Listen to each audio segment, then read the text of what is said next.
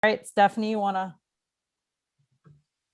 wanna lead us through the old business? Yes. So I should acknowledge that I just began recording the meeting, which is a requirement for all city boards and commissions that are continuing to operate in a virtual setting. So thank you all for attending tonight, and thank you for just passing the meeting minutes, just for the record.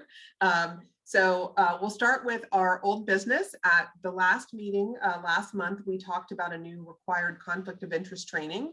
And this is the result of legislation at the state level that now applies to industrial development authorities and economic development authorities. So I've heard from many of you that you've been able to complete the training. If anyone has any questions or issues with that, please let me know. I'm happy to recirculate the link.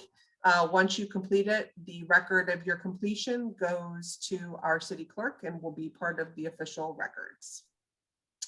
The second item under old business that we just wanted to talk about very briefly is at our meeting last month, we had a pretty extensive presentation on the Landmark Mall proposed redevelopment, and we had the city manager as well as a new assistant city manager and the deputy director of planning walk us through the current proposal for INOVA to build a new facility at Landmark Mall. And the update for you all is that tonight the Planning Commission is hearing that case, and it's the first step in a series of steps that needs to happen in order for that redevelopment to come to fruition. They're looking at the site plan, the orientation of where the hospital buildings will be, a lot of what was shared with this group last month. So we'll see how the Planning Commission reacts to those plans. What happens after the Planning Commission is that it goes to City Council. All of this is the physical sort of buildings and placement of buildings, not the financial piece of this transaction. As discussed last month, the IDA role in facilitating this project will likely be to take on a ground lease situation arrangement with INOVA, and we're working on the very beginning phases of what those documents might look like, what that transaction would look like. This would be the first time the IDA has been involved in a project like this. So it's we're blazing a lot of new ground. Just last week, we received, I think, the first draft of some of these documents. And so Mike Graff, our counsel, and I are going to start reviewing those, and then we'll come back to the authority with questions and share information, and lots of months of work ahead on this, but just wanted you all to know that it's continuing to proceed on the timeline that was presented last month. So if anyone has any questions, I can attempt to answer them, or we'll just keep this as a standing item on our agenda. Excellent. All right, so let's move on to new business then. Have fun going through those documents, Mike. Okay, let me pull up the next presentation. So we talked last month about doing an overview of the real estate market as a good way to get the authority members kind of up to speed on what else might be coming down the road for us. And so to that end, my colleague Christina Mindrup is here, and I'm about to share her presentation. We're going to go through kind of a market update and then talk through some of the development projects that are on the books, and then talk a little bit about some public-private partnerships that the IDA might get involved with in the future. We also wanted to leave it open. I think Dwight's task to everyone at the end of the last meeting was, as you drive around the city, if you see opportunities that you think we should talk about, to send them our way. So if you want to make this interactive, feel free. With that, let me pull up the presentation and I'll turn it over to Christina. Stephanie, does everybody can hear me okay? I have a dog snoring in the background, so I apologize in advance. Thank you, everyone. I'm just going to, we've read a lot of stuff online. We're coming out of COVID now, and there's a lot of uncertainty and optimism with going forward. We pulled up this slide, this was actually our year end from our market report at year end. And I realized pulling this together that we're already in the middle of the year. So I'm going to show this where we were at year end, and then I'm going to share with you a little bit of what we're hearing as far as insights going forward and what I've heard kind of from the market, both, from retail onto the office community. Obviously, this slide's going to probably be, centered around office, much of what we focus on.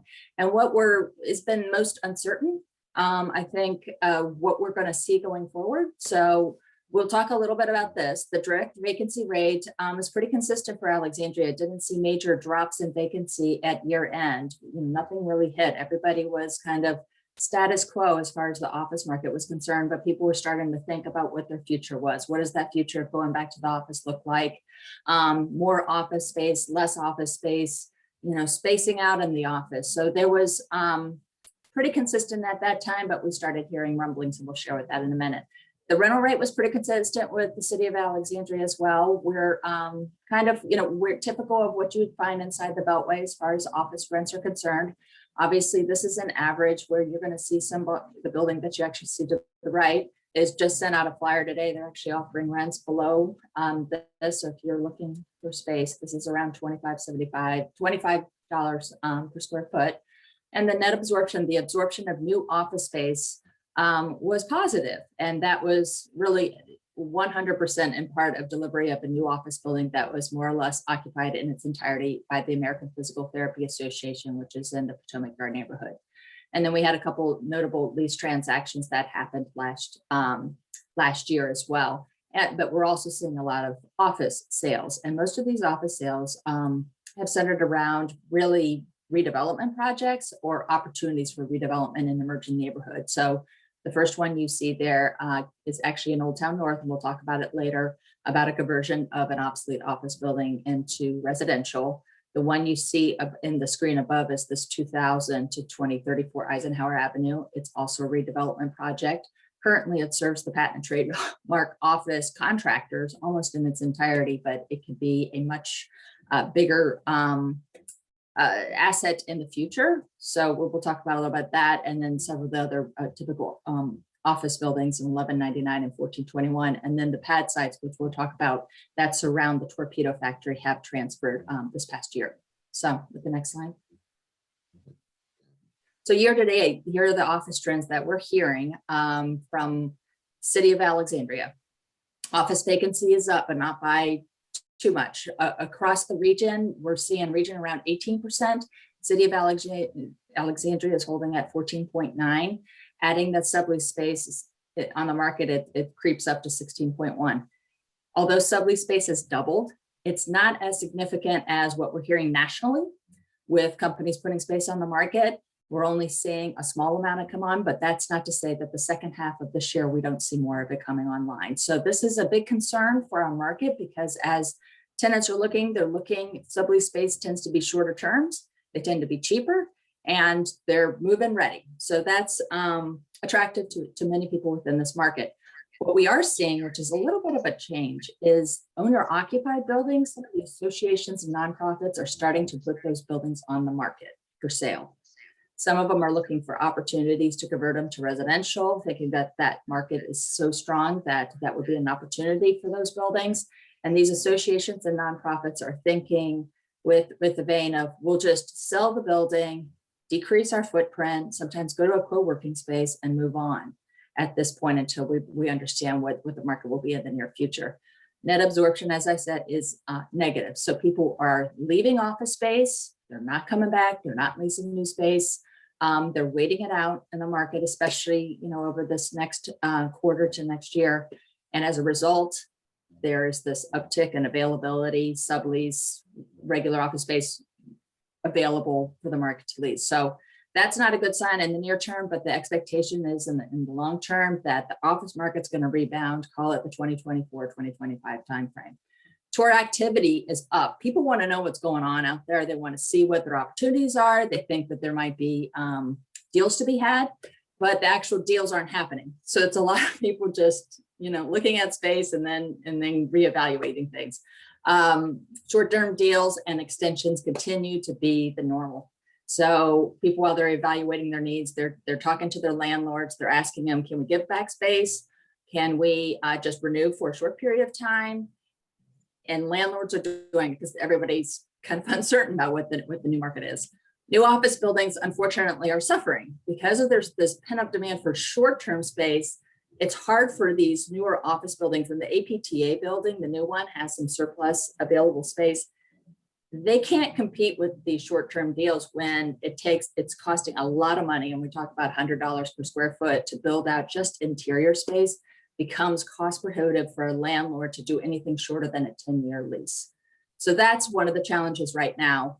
And then to layer on, there's so much competition for actual deals. Then you got the tire kickers, and then you've got the actual deals that landlords, and this was pre-pandemic, are fighting to actually keep rental rates high, but supplementing it with a lot of free rent and a lot of improvement dollars to build out that space. So that's the office market. Hey, Christina. Moving on to, go ahead. Did someone ask a question? Yeah, sorry, it's Christina. The office vacancy, has the office vacancy rate up 15% this year, or is it up to 15%?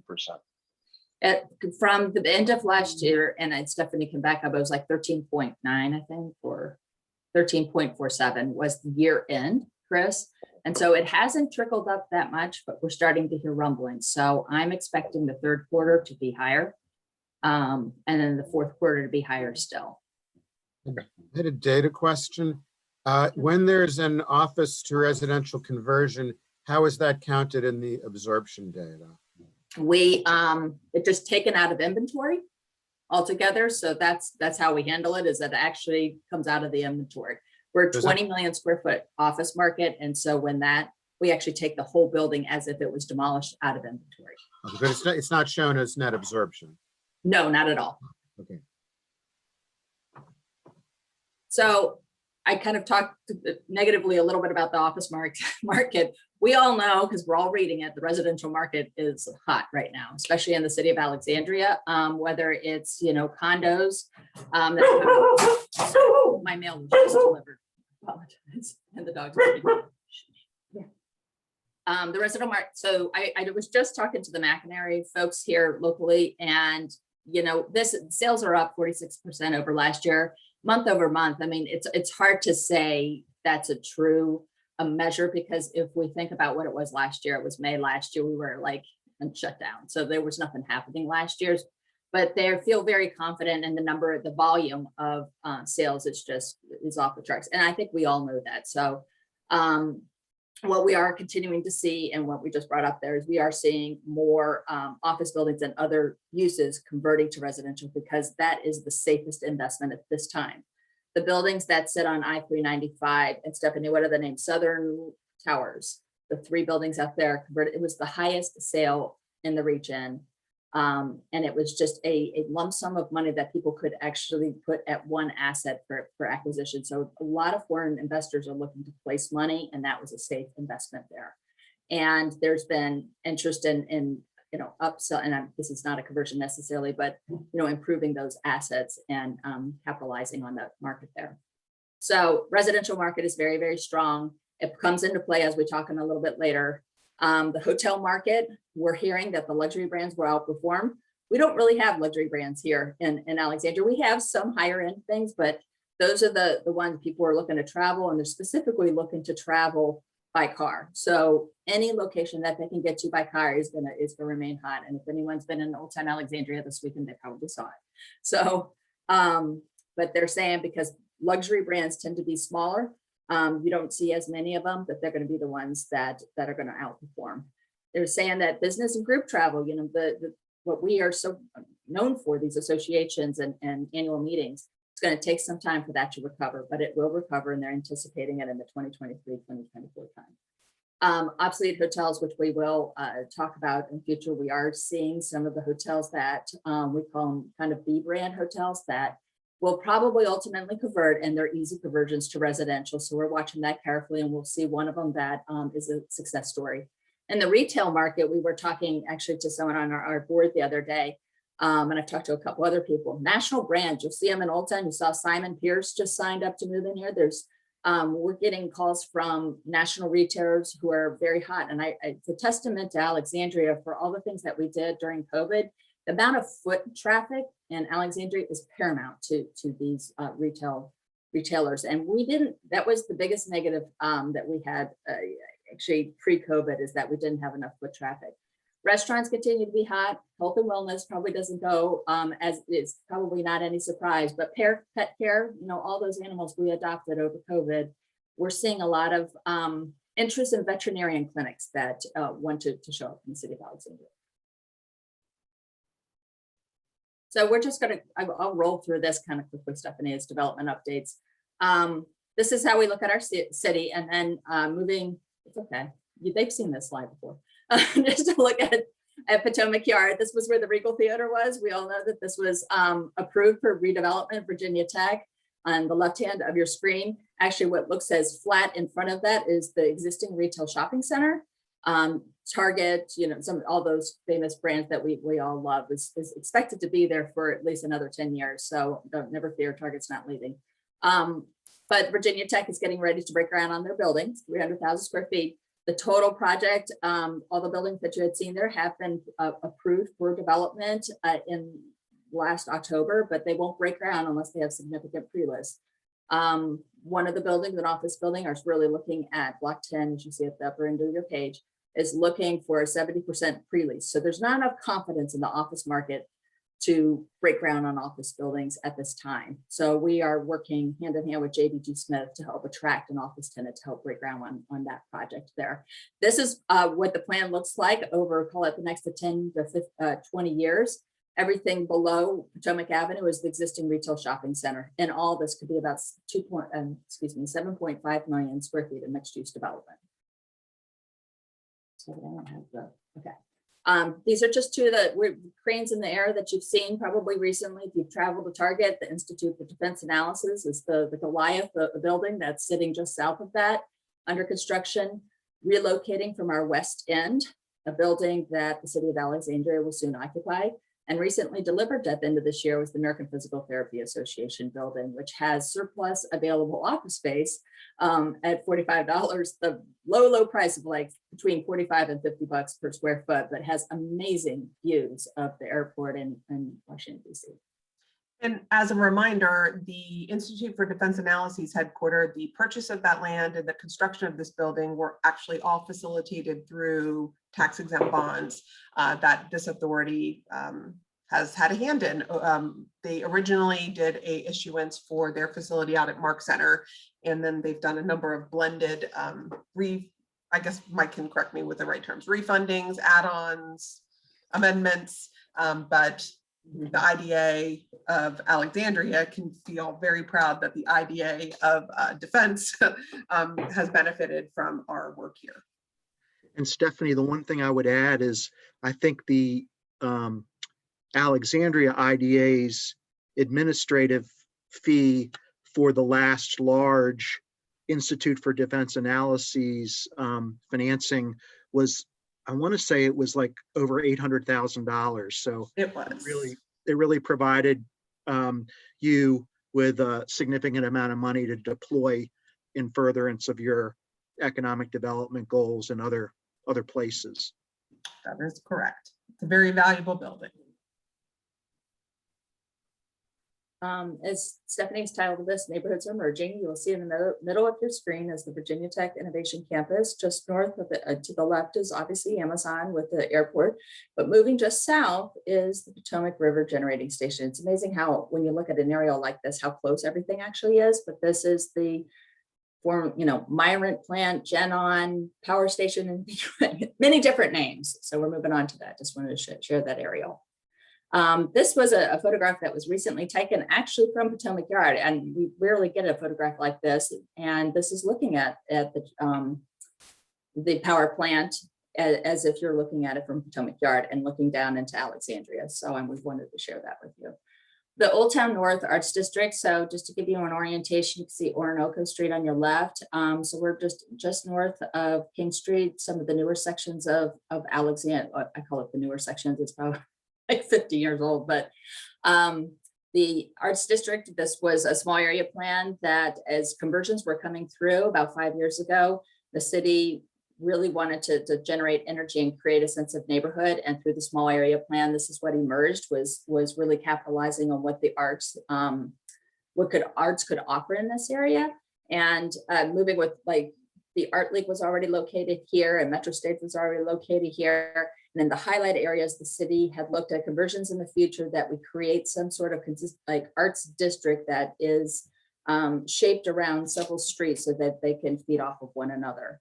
So this is what we'll go through a couple of things that actually converted. So this was the old Crown Plaza Hotel on the north end of Old Town. With the arts district, the city incentivized the developers with additional density, up to 30% additional density. And in this case, it was 41 townhouse units that you see surrounding the Crown Plaza in exchange for building out an arts use. And in this case, at the base of the Crown Plaza is the Metro Stage Theater's future theater. So call it about 6,500 square feet. It actually enters into the ground and goes down. So in exchange, they received the 41 townhouse units, and it's a huge success story for CAR right now. And they ended up going with condos and doing very well with this project. Another one that CAR development is working on is where the Metro Stage used to be. So if anyone's familiar, if you know, end of Royal Street used to be the Bastille and surrounding warehouse, if you will. This what we converted into, I believe it's 90 condo units, as well as about 7,000 square foot art league, studios, and classroom space, as well as an art walk. So they received that density development exchange for putting the art league into that space. So part of the development with is to build out the shell at least, and then deliver the space, and we'll talk a little bit about this later, to the arts user for them to build out the interior of their space. This is the Community 3 project. This was actually, these are conceptual designs of American Physical Therapy's former headquarters location. And this is coming through the city right now as a proposal to do one building as condo and combine two buildings to create apartments with an art use closest to the Fairfax Street. So that, call it that green area there. Potomac River Generating Station, again, another view. This is Cocoa Redevelopment Partnership bought this at the end of last year. So they own it outright at this point. Pepco still owns the substation, and that will stay. That's the one that's closest, that development closest to Washington Street. This was already planned and envisioned for about 2.1 million square feet, and it is really the last swath of waterfront. What do they envision and what they've worked on that would be very similar to what they're looking at here is something that was done in Boston. And this is the L Street Station, similar 15 acres, it sits on the river, former Edison Electric. So this is what they're thinking for this project. And here's another view as the conceptual drawings of what could be at that site. Carlisle, this is obviously a pre-existing market on the south end of town, PTO, US Courthouse, 5 million square feet of office space. This market obviously has hosted 2 metro stations, but is the opportunity market for like development. The challenge with this market is there's so much development coming through the pipeline, the city may need help with an urban school. We are coming, like 3,500 units are going to be delivered here in the next 5 years, and potentially more over the 5 years after that. Looking at this map here, the areas in green, working from the right, 2,000 units could be approved there. There's another group that's breaking ground where Stephanie is there at 500 units that are being broken ground here. And the 2 greens on either side of the metro had been approved for about 1,200 units and hotel and office. What's currently under construction here right now, just on the next slide, is the Wegmans, right? The big win of the year a few years back, the 80,000 square foot Wegmans. This is when you see it from Duke Street. I mean, this is unbelievable. Layered onto what is going to be over 700 units and 100,000 square feet of retail. Behind it, the WMATA headquarters is also going up. That's a 400,000 square foot building, bringing daytime workers, which is great for this neighborhood and what we need. What you don't see, like what's hard to see in this thing is you actually see the AMC Theater still there in the lower right-hand corner. So this market is going to become a town center, and it's going to be explosive over time. So we're watching this carefully, and the city is looking for opportunities here where we can create an urban school. So that might present some challenges. This, I think we talked extensively in our last meeting, so I just wanted to give you a conceptual. There's what's envisioned for the landmark mall. And then this is what's moving through the city right now. So the city's getting ready to approve what both Inova and what is it? I'm just saying Cameron Pratt, Stephanie, what's this? Folger Pratt. Folger Pratt, is sorry. Folger for the project. I'm just thinking of the developer here for this project. So I don't want to go into the detail of all this since we talked about this extensively last time. The opportunities that we have in front of us and that we've explored internally in our own board meetings, we wanted to share a couple of them. Obviously, this one comes as no surprise to anyone. And this is the Torpedo Factory office building and the air rights. So the building that you see here is actually a small office building with retail. That, in addition to the Blackwell Hitch and the Chart House, sold to Route 66, who is a local owner. The hurdles in the past is that the city actually owns the land, and the 6-year land lease is set to expire in less than 30 years. Why that's relevant is that any retailer, should Blackwell Hitch or Chart House ever leave, it becomes very difficult to re-tenant a space that you don't have significant renewals and options to renew on the back end. So the value of those assets reduces extensively. But most of the office leases, which are on the 2 floors in this little building, expire in 2025. So this becomes an opportunity for something. And I'll just interject here and remind everyone, part of the reason we, the IDA, are going to be involved in the transaction with Inova at Landmark is because the IDA does not have the same restrictions on term of land leases that the city has. And so what you're seeing here is a city lease that is, that again, the air rights and the buildings themselves just sold, but at termination in 2048, if nothing is changed, whether a lease extended, recompeted, or if this facility and this land is not transferred, say, to the IDA, the city would take ownership of these probably pretty dilapidated assets at that point. So this is an interesting kind of what we've done in the past versus what we're doing in the future. But as Christina said, we had talked about this at length because prior to the sale to Route 66, a number of people had looked at acquiring these assets and could not make the numbers work. And so we, AEDP, had been looking at it as how do we help jump over this hurdle, because the last thing anybody wanted were these assets to sit at the foot of King Street, surrounded by all this other investment, dilapidating as the lease ran out. The good news is that the entities that have stepped up and purchased it are really interested in reinvestment, re-tenanting, and they also want to have conversations with the city as adjacent property owners about where it makes sense to coordinate those investments. Right.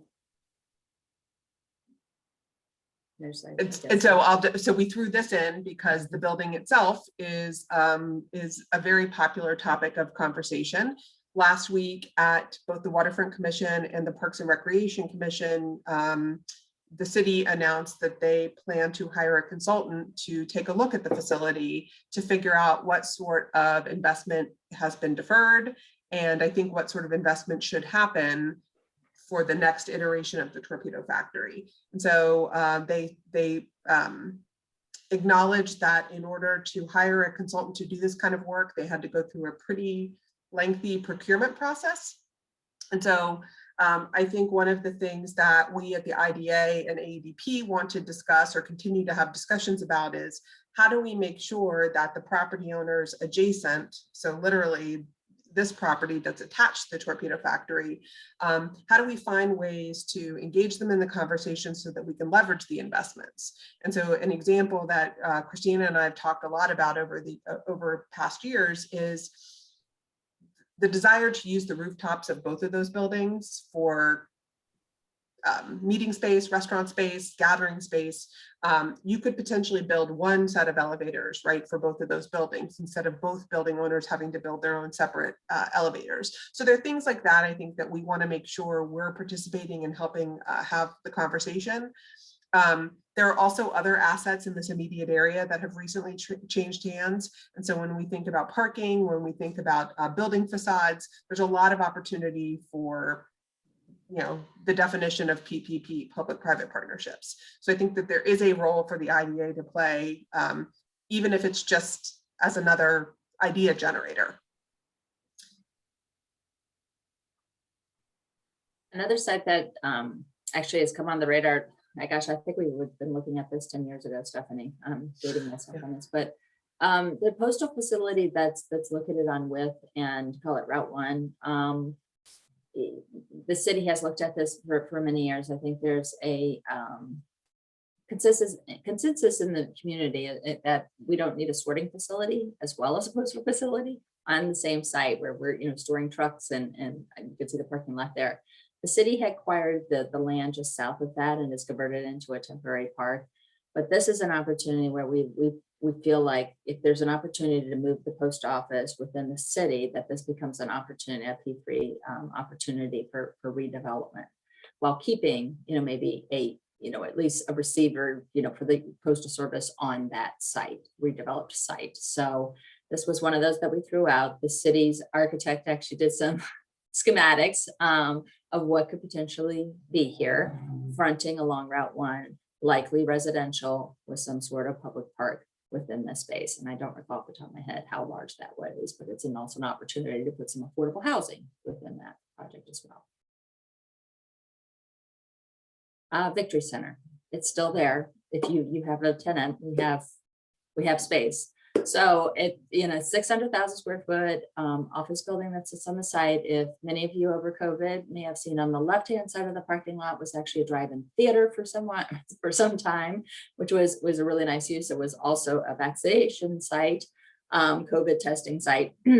But Stonebridge bought this project roughly, I think, 2 years ago, and has been looking for a government tenant ever since. On the right-hand portion of the site, they actually sold to Winchester Homes, who will be building townhouses on there in order to, as they have put it, carry the rest of the asset. So this sits, just inside of what GSA standards for walkability to metros. So we're looking at what other uses can this, is there something else that we can help shake loose with this asset? So we would sit on it, or at least Stonebridge is sitting on it. And we mentioned Potomac Yard earlier. There's actually a site there that is slated for a school that sits along Route 1, and looking at both a school and affordable housing on that project, and looking probably for a P3 investment into making that happen, especially as we're seeing so much construction develop both in that Potomac Yard, our Alexandria neighborhoods, and there's a huge pent-up demand for schools in this area.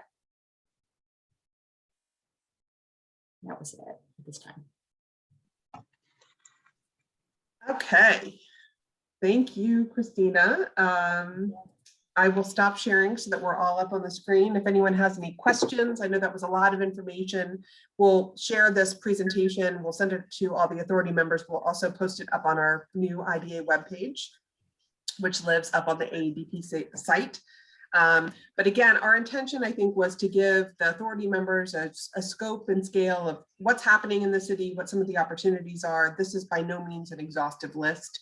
There are other opportunities that will pop up, but you saw everything from housing to schools to, innovation buildings are all kind of on the radar. And with the IDA's new potential role as a land holder / lease holder, all of these things now I think are the art of possible. And I think from our perspective at AEDP, our conversation has always been, we're not interested in competing with what the market already supports. There are plenty of developers and investors who bring their expertise to the city every day. What we are interested in doing is helping the city realize visions from our small area plans that for some reason the market is not responding to. Those tend to be really complicated as a result, but I think we have a really smart group of people here, and now that we better understand the tools available to us, there might be some other projects for us to work on over the coming months. So happy to answer any questions. Chris, you want to go ahead? Yeah, just curious what momentum we're seeing develop around the ecosystems for Virginia Tech and Amazon, now that we're coming out of COVID and getting back to normal again. Well, we are, we're just starting to have some of those conversations, frankly. As Christina mentioned, one of the great opportunities is that there's a significant amount of office space that can be built adjacent to the Virginia Tech campus buildings. The reality, though, is financing an office building right now still requires a pretty significant amount of pre-leasing. So our team is literally hitting the road starting next week. We'd hoped to be doing this obviously this time last year, but next week to start talking again to corporate site selectors and other kind of company executives about growth plans. The pitch last year was clearly going to be, hey, look at what Amazon did. Now you can come and take advantage of the same set of skilled workforce and the pipeline of tech talent, and forge your own relationship with Virginia Tech. The pitch now has changed, and I think the pitch in some respects might even be more compelling. So to corporations who maybe are rethinking their footprints post-COVID, and thinking about, does it make sense for us still to have 3, 5, 10, regional offices? Maybe we should consolidate and think about the markets that have the most value for us. And we get to step up and say, we have this tech talent, we have these opportunities for you to do research and development with Virginia Tech, and you can design your space in a brand new building at a brand new metro station. So we're starting those conversations. We've had, working with the property owner, we've probably had 5 to 10 credible prospects look at, leasing there, most of whom are interested in some sort of partnership with Virginia Tech, but none have come to fruition yet.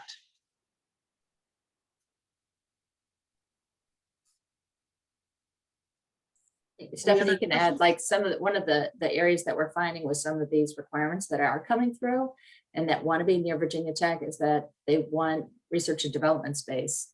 And unfortunately, that's not something I think even like the landlord contemplated, which, involves office space, but, it's kind of a light industrial where they have high ceiling heights. And so, some of the developers are looking like, well, maybe we could put them retail space, maybe, where we have some of those needing drive-in docks that want to work with that. So that's one of the challenges, especially with inside the Beltway, because Arlington and Alexandria really don't possess those type of warehouse spaces anymore because we're in an urban fabric. But that's something that I think is coming forefront with the city, is like, maybe we should be thinking about this, not heavy industrial, but that this kind of light and flex space, what we call flex space, if you will, to help support some of these companies that are interested in coming here. So that's for what it's worth. And maybe with Landmark Mall and medical users that this may even become more of a trend, but something that we're starting to see from some of the state requirements that have come through.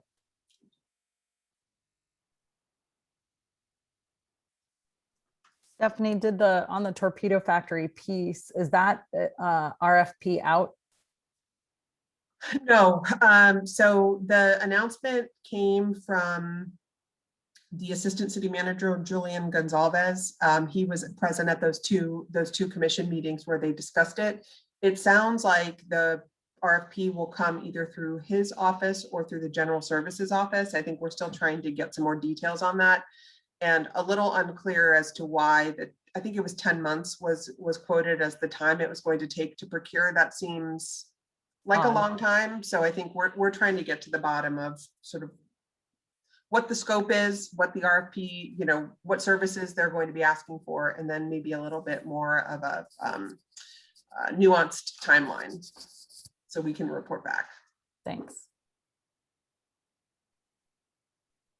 Anyone else have any questions or thoughts, or saw a project that they want to submit for future discussion?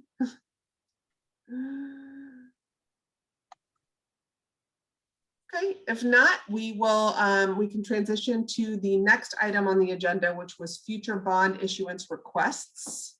Hey, Stephanie, And yes, do you see that Ms. Gingrich typed in a question here?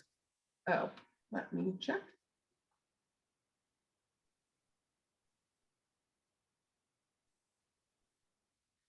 Great.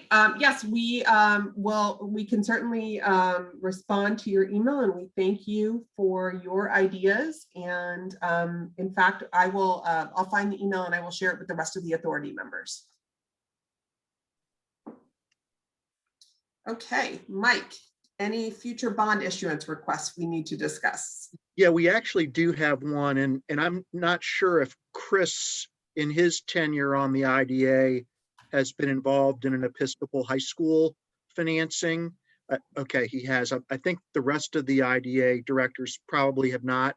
But Episcopal high school is within the city, and they've traditionally used the IDA as the conduit for their revenue bond financings. And as I understand it, they have an application that is imminent that they would like to submit for our consideration. One of the challenges in the Virginia bond business as you approach the summer is that you're required to have a public hearing before the issuing authority, which in our case would be you all as the IDA. But because you're not an elected body, one of the other requirements for tax exempt bonds is that an elected body also approve the conduit bond financing. And with Alexandria City Council's meeting schedule in the summer, it can become challenging, partly because there's also in the IDA statute, there's a 60-day window from the time of the public hearing that's held before the IDA by which an applicant needs to receive its bond approval from the elected body, the city council.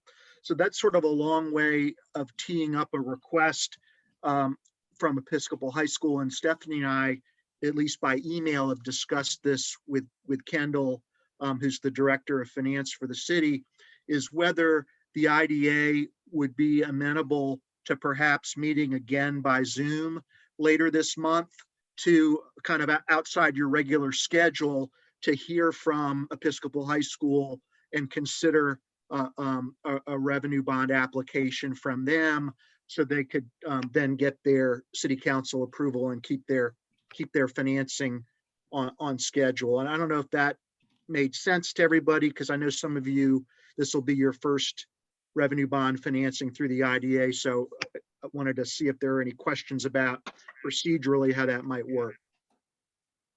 Like, is it new or is it refinance or I restructure? believe it's a refinance, Chris, but I have not received the application yet.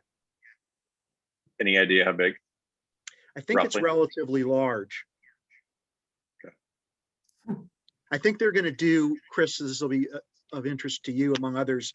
I think they're going to do both a series of publicly offered securities through an investment bank, which would be sort of, an underwritten capital markets transaction, then also going to do a direct purchase which is essentially kind of a tax exempt bank financing. So it's going to be two series as I understand it.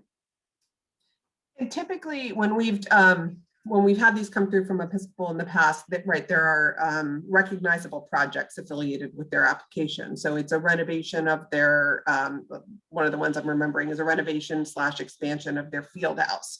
They redid the faculty housing, I think, in a recent one as well. So I do think that they have been in conversation with city planning staff about some of their intended improvements, because there's a parallel path that they need to follow.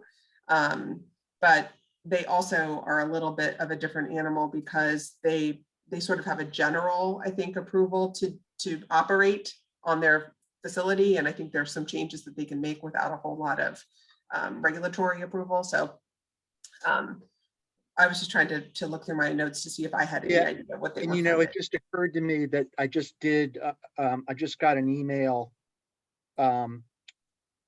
right as we were going into the meeting. So it looks like there is some new money. There's a new money portion of this financing. So not just a mere refinancing. It looks like it would involve a health center and a dormitory. So that, those are expensive projects. So that I would imagine this could be a pretty large financing, which is nice again, selfishly from our perspective, because we do generate some fee income that then we can redeploy. But Stephanie, you make a really good point, and we should circle back to Kendall at the city. Even if we decide to pencil in our ability to host a special meeting for them, we don't want to get out ahead of their kind of planning approvals at the city. It's really not our job to stick our neck out beyond the progress that they've made. So, and you may have more insight into that, Stephanie, already, that it's all kind of effectively approved and non-controversial, but I guess we want to Right. confirm that. I was looking through some notes that Christina and I get about what's kind of on the planning docket. I have here, actually, I do see here Episcopal High School dorm and health center campus expansion. So they are getting a development special use permit. It looks like it's in final site plan. So that tells me that it's actually already been approved by planning. So it's been through the planning Correct. commission and the city council. So that's good. So we wouldn't be getting out ahead of the politicians, if you will, Correct. which is always good. So I think for the authority, the next step would be, Mike and I need to confirm with Kendall what date city council can hear this, and then work backwards and send you all some potential meeting dates. And again, I mean, also we need to get the application from Episcopal so that we have documents for you all to review and respond to. But typically what happens is the applicant will show up at the meeting, and they usually have their counsel with them as well, and they'll explain what the financial transaction is, but then they also will spend a little bit of time explaining what the actual project is so that you all have, at least some concept. But the action is generally very straightforward. It's all the paperwork is very reviewed and completed before you get to it. And then the authority is really asked to take an action on, I think, kind of approving, accepting the application, and then passing a resolution in support of the bond issuance. And then just to step back a little bit to give some of you context that we may or may not have discussed previously, but the incentive that you're providing with this revenue bond program is that you're allowing, it's primarily nonprofit organizations, 501c3 organizations like the Episcopal High School, to take what would otherwise be, sort of a typical construction to permanent mortgage financing or bond offering, corporate bond offering.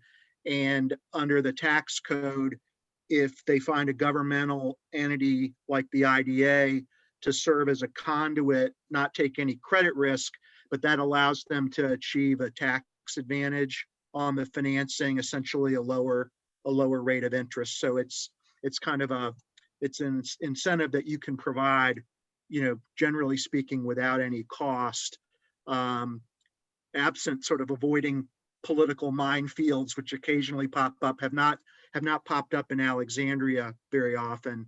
But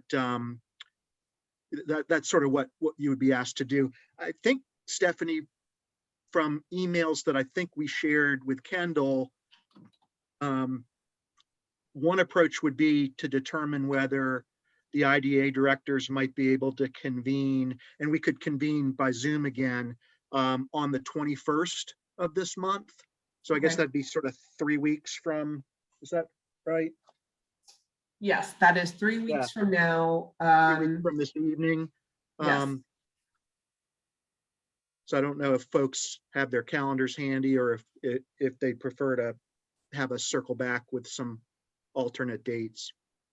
Just to let you know, I'm leaving town on the 22nd and probably to a place where my internet won't be that great.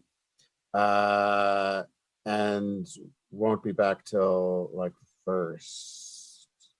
But, Okay. Maybe the 21st is the time to do it. There's a city council meeting on the 22nd that Kendall in the finance department thought that we could sort of have everything sort of pre-delivered, and then assuming that the public hearing goes well and you all decide you want to assist, on the 21st, and they could get their city council approval the next evening.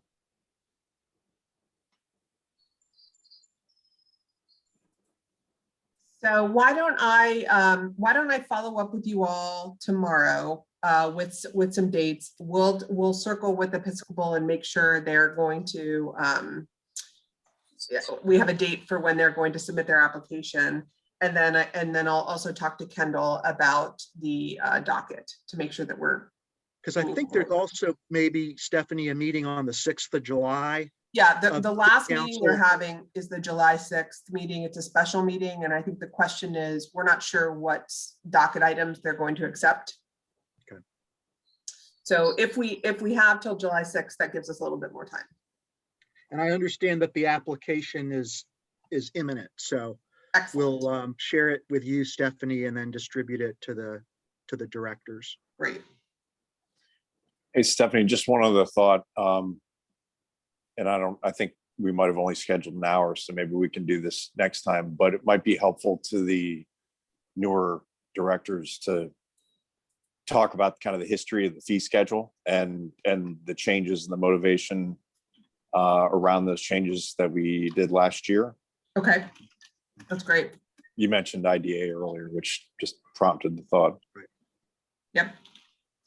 That would, I co-sign as a new member, I agree. And if there's any like previous documents that we could look at to review, that would help tremendously. Thank you. Happy to, yeah, the documents, the application is relatively easy to read. It has some questionnaires in it about sort of the scope of the project, and there's usually a narrative, et cetera, that'll be helpful. And then the fee schedule, as Chris mentioned, is something that this board or this authority has acted on over the years. And so I actually think I have a narrative written up from the last time we changed it that I can share with everyone. And Stephanie, if I recall, it may be a prior iteration of our application form, but we used to have some pretty good materials, almost like marketing materials for potential applicants that did a good job kind of explaining the program, what types of projects potentially qualify. Is that stuff still around, or Yeah, I've been doing yep. this so long that it I could know. be that It is still around, and I will share those as well. Yes. Excellent. Great. Well, I will be in touch then about the meeting. Assuming we figured this out, I think then our normal meeting, which would be the first Tuesday of July, we can go ahead. You can go ahead and clear your schedule because we will have met hopefully just a week or two prior to that. And then the next time that we could think about meeting or should think about meeting would be the beginning of August. And it could be at that point that we'll actually have a lot more information on the landmark transaction for us to discuss and review.